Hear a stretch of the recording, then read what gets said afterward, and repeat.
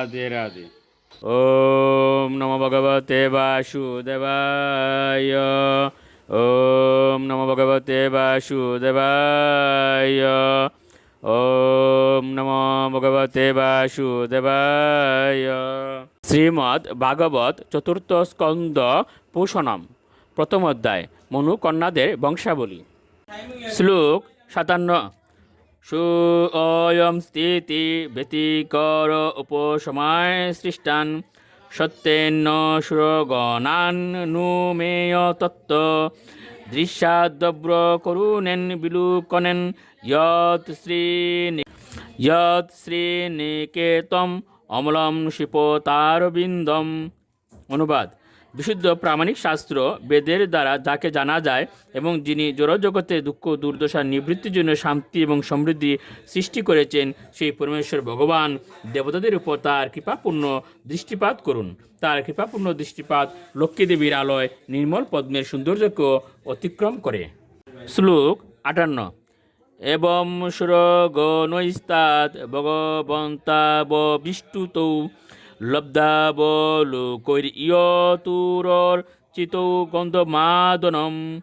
অনুবাদ: মৈত্র বললেন, হে বিদুর, নরনারায়ণ ঋষিরূপে আবির্ভূত পরমেশ্বর ভগবান এইভাবে দেবতাদের বন্দনার দ্বারা পূজিত হয়েছিলেন। ভগবান তখন তাদের উপর তার কৃপাপূর্ণ দৃষ্টিপাত করেছিলেন এবং তারপর গন্ধমাদন পর্বতে চলে গিয়েছিলেন। শ্লোক 59। তাবিমো বৈ ভাগবত হরে রমসা বিহাগত ভারবেয়ায় চ ভুব কৃষ্ণ ইয়দুকুরু উদ্দোহ। অনুবাদ: সেই নারায়ণ ঋষি যারা হচ্ছেন শ্রীকৃষ্ণের অংশ প্রকাশ, সম্প্রতি তারা বুবার হরণের জন্য যদু এবং কুরুবংশে কৃষ্ণ অর্জুন রূপে আবির্ভূত হয়েছেন। শ্লোক 60। সাহাবিমানিশ্চাগ্নে রাত্মজাম তৃণজিজনত পাবকম পবমানম চ শুচিম চ উত ভোজনম। অনুবাদ: অগ্নিদেব তার পত্নী সাহাতে পাবক, পবমান এবং সূচি নামক 3টি সন্তান উৎপাদন করেছিলেন, যারা যজ্ঞাগ্নিতে নিবেদিত আহুতি ভোজন করেন। শ্লোক 61।